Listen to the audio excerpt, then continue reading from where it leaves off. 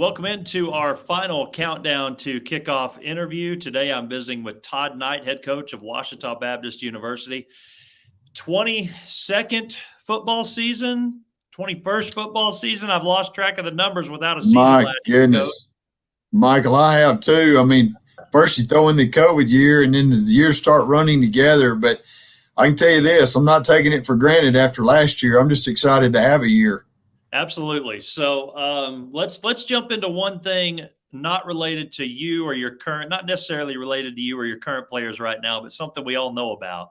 Cliff Harris gets inducted into the Hall of Fame, former Ouachita player and former standout, and then, of course, the Dallas Cowboys. What was that whole experience like for the Ouachita fan base over the last month and really even the last year or so, knowing that was coming?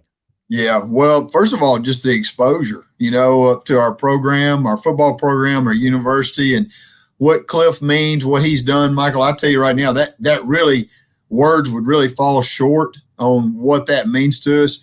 I was so fortunate. I got to go to the Hall of Fame weekend. I was in the Cowboy suite, and to see all of those guys from Jerry Jones, Jimmy Johnson, Drew Pearson, I mean, all of those Cowboy greats. I mean, Gil Brandt was in there. Tom Landry's son was in there, which is like he's probably 80 years old, his son. But to see all these Cowboy greats, and then I'll tell you what else was even probably more special. There were probably more Ouachita Tiger teammates in there than anything, and that was impressive too. But to be there, to hear the speeches, and especially Cliff's speech, I mean, when you look back at what he had to say, it was faith, it was family, it was football. It sounded like Tom Landry. It sounded like Buddy Benson. It sounded like the Ouachita program. So naturally, we were very proud. We're proud of Cliff, proud of what he's accomplished and what that means to our program. Well, it really was neat to see the pictures and the videos come through day after day of people that were there and the sea of purple that did exist. You bet. So let's talk about your team now. It's been a while, obviously, as everybody knows, no season last year. So I'm just opening it up to each coach to tell me a little bit about some individual players. Let's start on offense, Coach. What can you tell me about offense, and at the quarterback position, what can we expect this year? Yeah, well, first of all, I'd tell you that we set a record, 122 players out for football at Ouachita is the most we've ever had. And, wow. That's been great for us. And I know COVID comes into play for that, but to have the depth we have has really been good for practice, for special teams, everything that we're doing. So that's been a positive. Offensively, we signed a big transfer, Riley Harms from Nebraska Kearney, and those guys had gone to the true option. And, he's a very savvy player, big arm. He can move. Good player. We've got Grant Allen from Springdale. Grant's had a very good fall camp, doing a good job. And then we've got a couple of freshmen, and one of our freshmen really has done some good things, and he's got a good future too. That's Eli Livingston from Batesville, Arkansas. So, we've got depth there. We look forward to getting into the season and seeing how these guys can play. What about, I know you've got some returning running backs, you've got some wide receivers you've got to replace. What about those other skill spots? Who are we going to be calling the names of this year, or looking at the stats and seeing big numbers from guys? Yeah, when you start at the running back spot, I mean, TJ Cole from Texarkana, really Pleasant Grove over there, phenomenal player. He's back. Kendall Gibbons, who you guys hadn't seen yet, from Little Rock Christian. He went through the COVID year last year, so he's really a sophomore in school, but he'll be a freshman on the field. That guy is a bull. He's had a great camp. Zaylen Falls, another young kid from Camden, Harmony Grove, got a lot of speed. He's had a good camp. Isaac Edwards. We've just got a good crew. We've got a couple of freshmen that are solid too, and we just look forward to hopefully having a chance to run the football. I mean, those guys they're solid. At the receiver position, Tucker Swoboda, he played in 19. Those first 2 or 3 games was looking like he was going to have a breakout freshman year, had an injury, so Tucker's back. Justin Dean is back. We've got Camontre McKnight. He is back from Warren, really good player. And then also Connor Flanagan from Fayetteville has had a tremendous camp. So, we've got a really good-looking group of receivers. Look forward to getting those guys out there in a game situation. And, of course, our tight end spot is solid too with Hunter Swoboda and Dylan. Those guys are doing a great job as well.